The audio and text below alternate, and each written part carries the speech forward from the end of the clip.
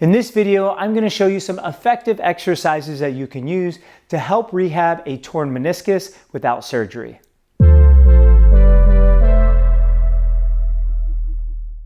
Welcome back, guys. My name is Dr. Mike, and I'm a physical therapist providing tips on how to build strength and longevity with your body.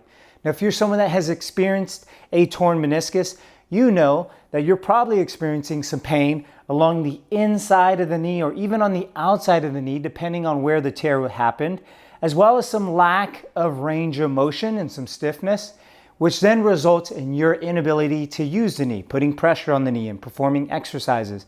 So in today's video, I'm going to cover some beginning exercises, some phase 1 exercises that you can use if this is something that just happened to help focus on tolerating your pain, improving your range of motion, as well as building more stability in the knee. Now, there's going to be progressions to today's video, and the first part is showing you what you could do to help improve your flexibility and your range of motion. The second part will be focusing on more of the strength, and then the last part is going to be focusing on transitioning you to more progressive exercises, which is going to be very important. So when something like this happens in the knee, we want to make sure that we are able to preserve or even restore any type of lack of range of motion that we have in the knee. So maybe that means for you, you're having a hard time straightening your knee, or you're having a hard time bending your knee. And there's a few things that you can do about that to start working on that range of motion. If we're focusing on straightening, one of the best ways you can do this is by sitting up and putting something underneath your ankle, just like this. I like this half foam roll. There also are the smaller foam rolls that you can place underneath. And notice when I do this, this forces the knee to become straight. All I'm working on is just allowing my leg to rest passively in this position, which is now going to stretch my calves and even my hamstrings. And over time, this will start to improve my ability to straighten my knee. So the higher my foot is, the more intense the stretch is going to be. And I can even intensify the stretch by grabbing a strap and just gently pulling my toes back like this. This is going to allow me to flex my ankle, which is going to help me feel a more deeper stretch on the back of the calf there.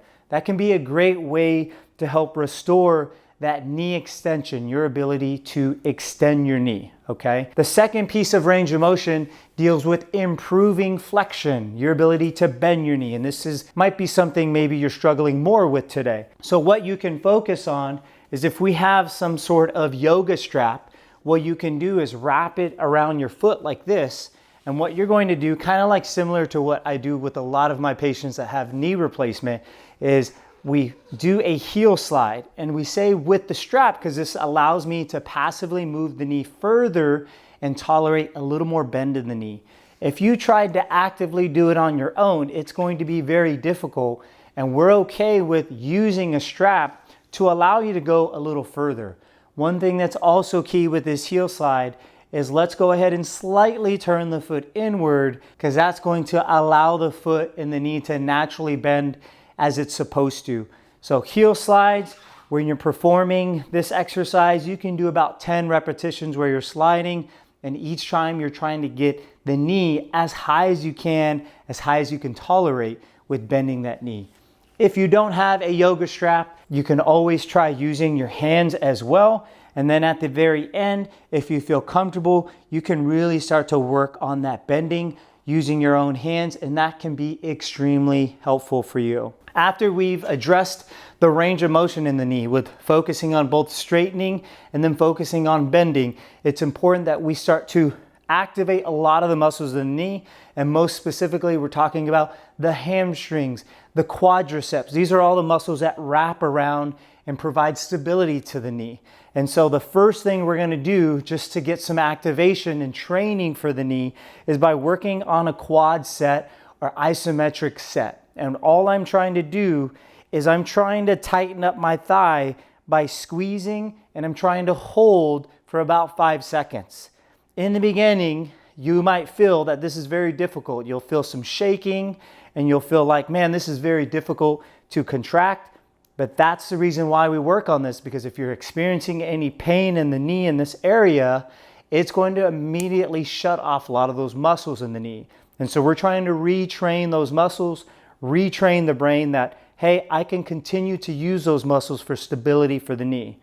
So when I'm doing this, I'll usually do about 3 sets of 10 repetitions, and then I'll focus on 5-second holds on each time. After I've started to get the hang of working on the quad sets, and I feel comfortable with getting a good contraction of the thigh muscle there, I can start to grab a larger foam roll and place it behind the knee. And now I'm going to do the same thing. I'm going to try to contract my thigh muscle as I now lift the foot off the ground. This is now going to allow me to use the quadricep muscles to lift the leg and start to get some more movement out of the leg there. Once again, with this short arc quad is what we would call this, 3 sets of 10 repetitions and going nice and slow. We're not just going really fast and trying to rush through this. We always want to show great control.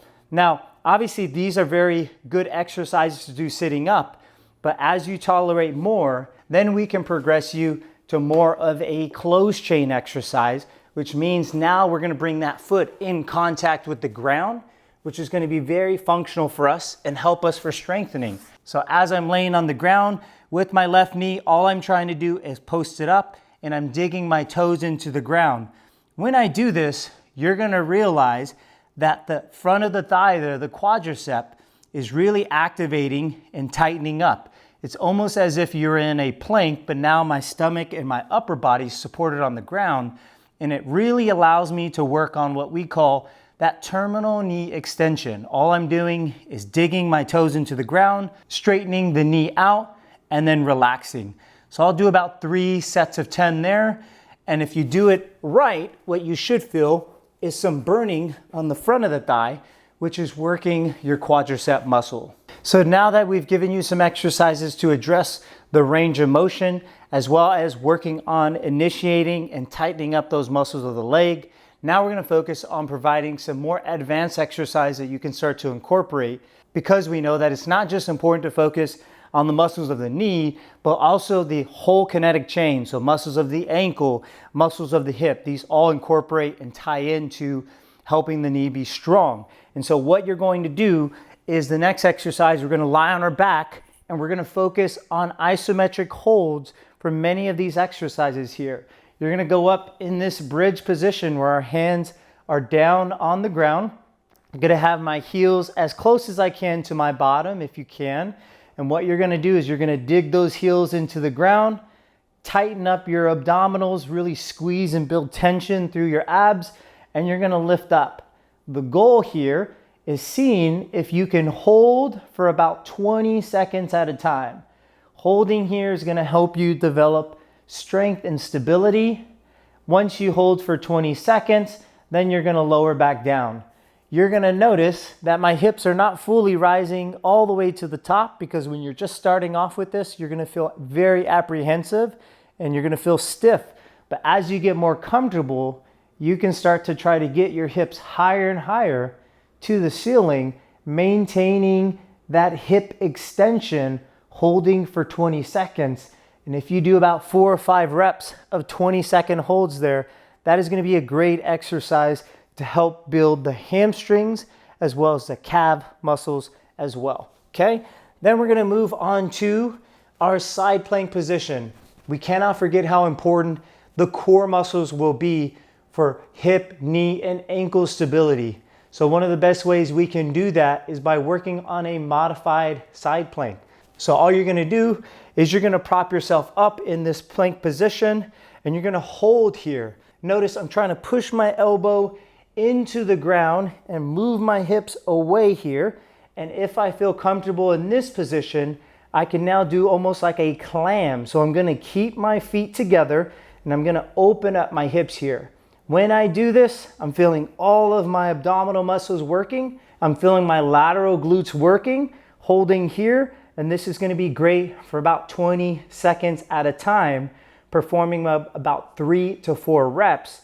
And you're going to make sure that we're doing both sides there. That is going to be a great way that you can tie in some of the hip and some of the core muscles with these progressions. Now, the last few exercises that we're going to get into are going to be more in a weight-bearing position with you standing up, We started you off on the ground for a reason, helping you improve your range of motion, helping you build just initiation and stability of the knee muscles.